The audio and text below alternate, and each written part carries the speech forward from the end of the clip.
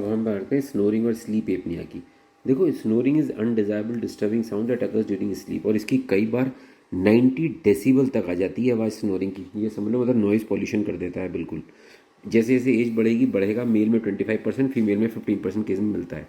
Sleep apnoea हम कब बोलते हैं? Caseation of breathing that last for more than 10 seconds और मोर ड्यूरिंग स्लीप।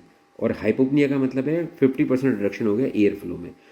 एपनिया इंडेक्स क्या होता है कि एक घंटे में कितने एपिसोड आए एपनिया के, ठीक है जी। नॉर्मली होता है क्या, जब हम सो रहे होते हैं तो मसल्स जो फेरेंस की होती हैं वो रिलैक्स होती हैं, जिसकी वजह से पार्शियल ऑब्स्ट्रक्शन हो जाता है। ब्रीदिंग अब ऑब्स्ट्रक्शन के अगेंस्ट करोगे तो सॉफ्ट पैलेट का वाइब्रेशन होगा, टॉन्सिलर पैलेट का वाइब्रेशन होगा, बेस ऑफ टंग, जिसकी वजह से आवाज़ आती है। स्नोरिंग जो हो सकती है वो ओएससी के साथ हो सकती है, ओएससी के विदाउट हो सकती है। ओएससी होता है ऑब्स्ट्रक्टिव स्लीप एपनिया, इसके भी बाद में आराम से बात करेंगे।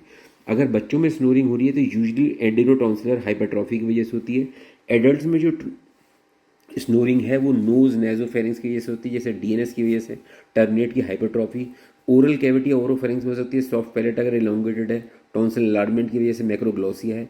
और लैरिंग्स और लैरिंजोफेरिंग्स में हो सकती है लैरिंजियल स्नोसिस या ओमेगा शेप एपिग्लोटिस की वजह से। ये सब कॉजेज हैं स्नोरिंग के। Other causes include obesity and thick neck, और या collar size exceeding 42, alcoholic, sedative, hypnotics. और ये कहते हैं थायराइड के पेशेंट भी कई बार स्नोरिंग ज़्यादा करते हैं। साइट्स क्या है स्नोरिंग की? Site of snoring soft palate हो सकती है, टॉन्सिलर पिलर हो सकते हैं, हाइपोफेरिंग्स हो सकती है। सिम्टोमेटोलॉजी क्या है? पेशेंट को लाउड स्नोरिंग होगी, सोशली डिसरप्टिव होगी, और स्नोरिंग स्पाउस सिंड्रोम होता है। और इस पर डाइवोर्स भी होने लगे हैं अब तो विदेशों में। अब स्नोरर के साथ अगर ऑब्स्ट्रक्टिव स्लीप एपनिया भी है पेशेंट को, तो भैया पेशेंट जब रात को नहीं सोएगा तो दिन में सोता रहेगा, मॉर्निंग हेडेक होंगे, जनरल फटी होगी, मेमोरी लॉस होगा, इरिटेबिलिटी होगी, increase risk of road accident होगी, क्योंकि पता लगा कार चलाते चलाते सो गया। अब भैया अगर एल्कोहलिक है तो बंद करो, सिगरेट देने बंद करो, रात को चाय ना पिया करे। अगर उसको करवट लेके सुलाओगे तो खर्राटे अपने आप कम हो जाते हैं, क्योंकि ऑब्स्ट्रक्शन कम हो जाता है।